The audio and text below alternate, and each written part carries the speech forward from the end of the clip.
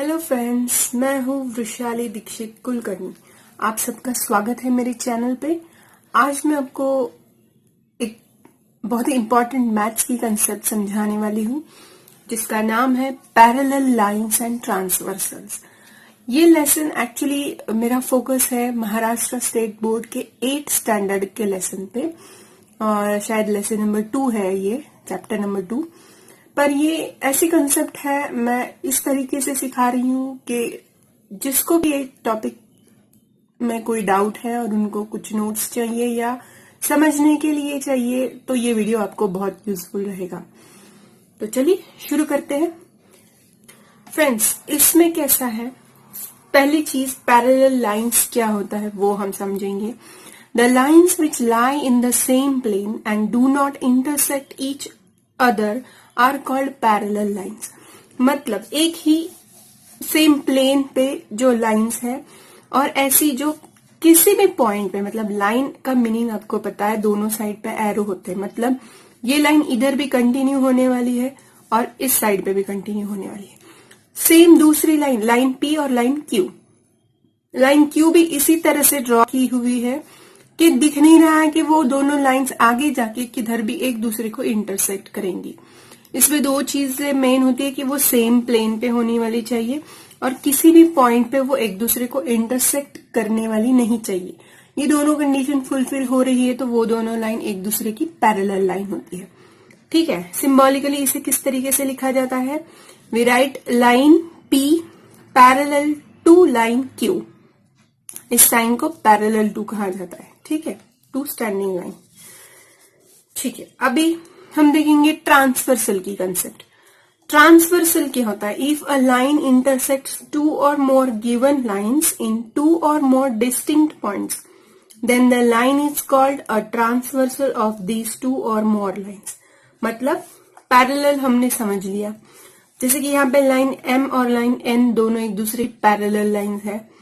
अब इन दोनों लाइन को टू डिस्टिंक्ट और मोर पॉइंट्स में इंटरसेक्ट करने वाली जो भी तीसरी लाइन रहेगी वो इन दोनों की ट्रांसवर्सल हो जाएगी। ठीक है, समझ गए आप मीनिंग को। इसमें क्या दिखाया, लाइन एम और लाइन एन एक दूसरे को पैरेलल है और लाइन एल इनकी ट्रांसवर्सल है। ठीक है, चलिए फ्रेंड्स बढ़ते हैं। इसमें आगे जो आता है वो है angles made by a transversal. अभी एम और एन लाइन पैरेलल है एक दूसरे को, एल उनकी ट्रांसवर्सल है। ठीक है, इनकी वजह से कुछ एंगल्स तैयार होते हैं इस फिगर में, हम उनको देखने वाले हैं। पहले क्या कौन कौन से एंगल्स होते हैं, करस्पॉन्डिंग एंगल्स होते हैं, इंटीरियर एंगल्स होते हैं और अल्टरनेट एंगल्स होते हैं। सबसे पहले हम देखेंगे करस्पॉन्डिंग एंगल्स को। If the arms on the transversal of a pair of angles are in the same direction and the other arms are on the same side of the transversal, then it is called a pair of corresponding angles। मतलब transverse मतलब जो आपके angles हैं उनके दो arms होते हैं। ठीक है ना, एंगल्स कैसे होता है, इस तरीके से एंगल होता है, इसका ये एक आर्म होता है, ये दूसरा आर्म होता है। करस्पॉन्डिंग एंगल में क्या बताया गया है, इस एंगल का एक आर्म ट्रांसवर्सल पे होता है और दूसरा ट्रांसवर्सल के सेम डायरेक्शन में। मतलब ये फॉर एग्जांपल ये ट्रांसवर्सल पे है और ये सेम डायरेक्शन, इस साइड के डायरेक्शन में है।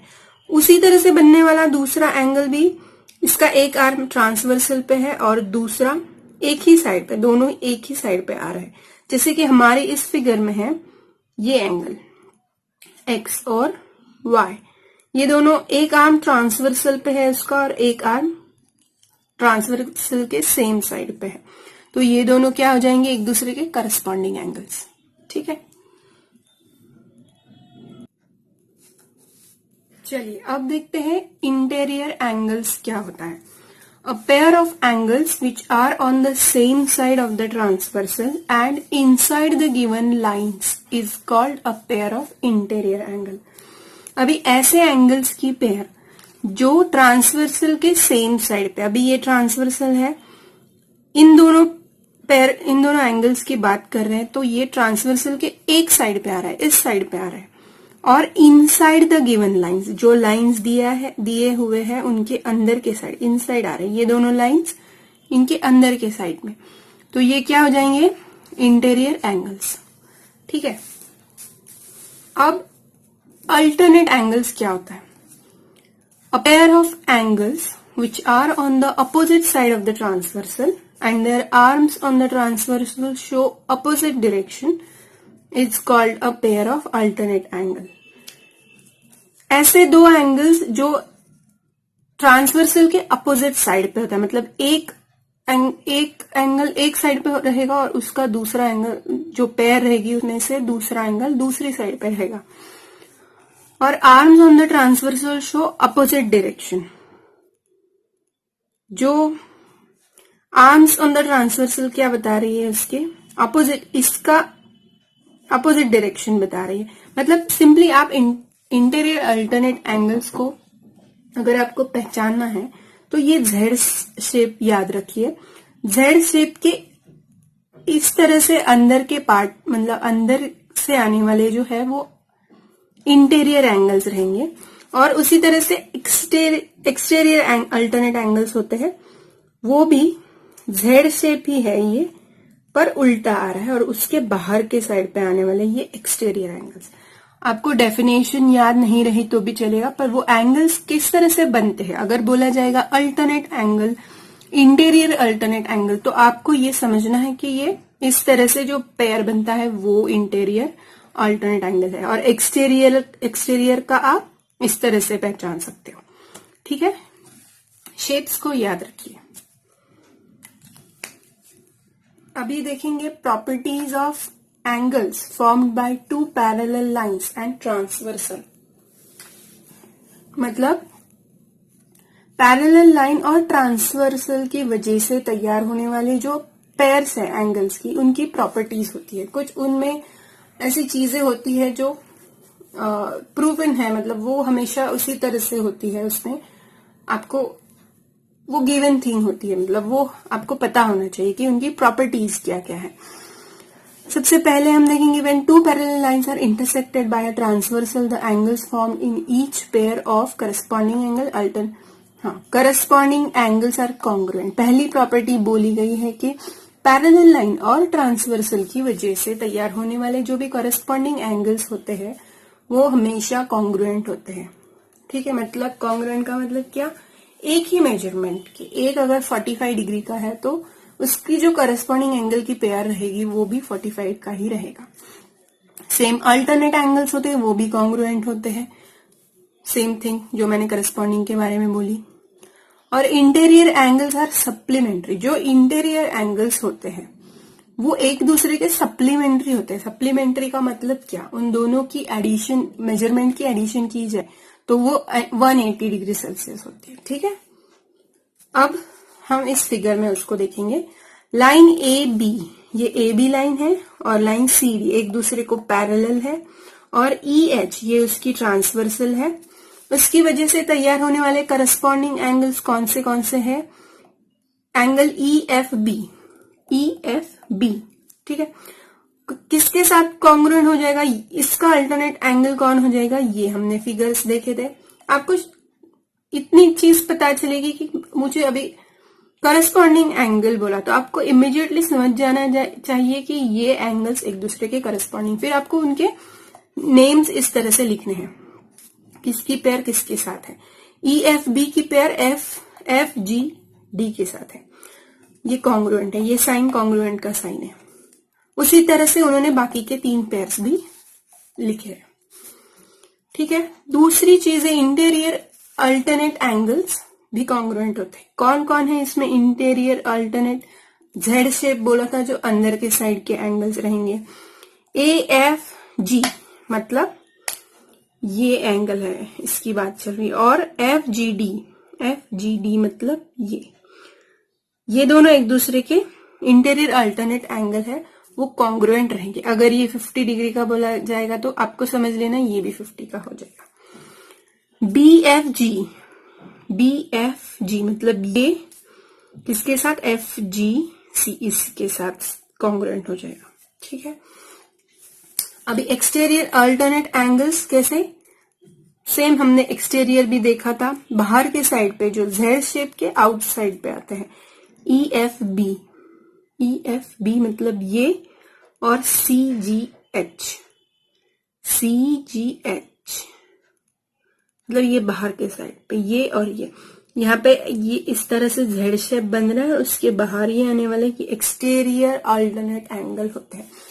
ज्यादातर इसमें मिस्टेक होती है, आप वो पैर को समझ नहीं पाते हो, पर इसलिए आपको ये बेसिक कंसेप्ट समझना बहुत जरूरी है कि एक्सटीरियर अल्टरनेट एंगल्स कैसे बनते हैं।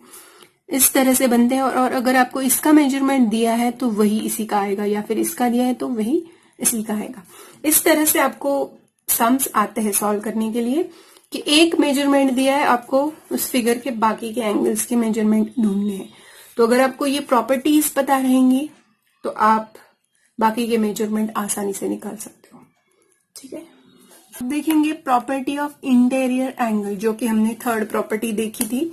इंटीरियर एंगल की प्रॉपर्टी क्या बताती है, each pair of interior angles formed by two parallel lines and their transversal is of supplementary angles.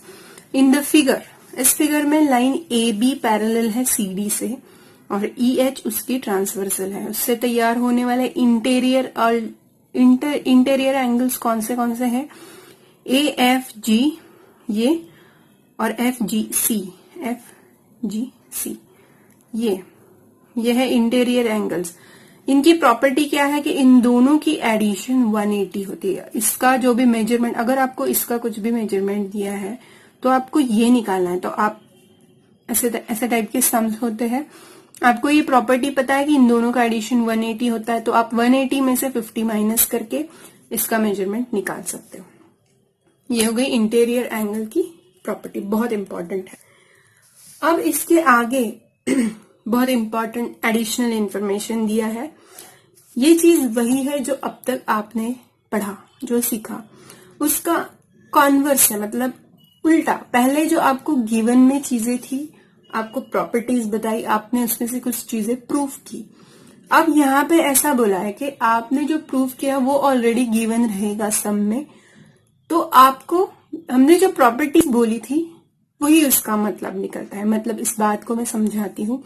If a transversal intersects two coplanar lines and a pair of, अगर एक transversal दो line को, कौन सी भी दो लाइन, इधर parallel नहीं कहा है, दो लाइंस को ट्रांसवर्सल होगी, एक कट कर रही है लाइन दोनों को, और वो जो दो लाइन है वो कोप्लेनर है, एक ही सेम प्लेन पे आने वाली लाइन है। और अगर उसके अंदर करस्पॉन्डिंग एंगल्स कॉन्ग्रुएंट रहेंगे तो वो दोनों लाइन एक दूसरे की पैरेलल हो जाएंगी। मतलब यहाँ पे आपको सम के गिवन इंफॉर्मेशन में ट्रांसवर्सल कहा रहेगा, लाइंस कोप्लेनर ये दिया रहेगा, करस्पॉन्डिंग एंगल्स कॉन्ग्रुएंट है ये दिया रहेगा, पर वो लाइन पैरेलल है ये आपको समझना है, और फिर आपको सम सॉल्व करना है। उसी तरह से ट्रांसवर्सल दिया है, कोप्लेनर लाइंस है, और उनकी अल्टरनेट एंगल की पेयर कॉन्ग्रुएंट है ये कहा गया, तो आपको समझ लेना कि वो दोनों लाइन एक दूसरे की पैरेलल लाइंस है। सेम अगर इंटीरियर एंगल सप्लीमेंट्री है ऐसा कहा रहेगा तो आपको समझ जाना है कि वो लाइंस पैरेलल है। इस तरह से आपको सम्स आएंगे, आप इस प्रॉपर्टीज को यूज करके उसका सॉल्यूशन निकाल सकते हो।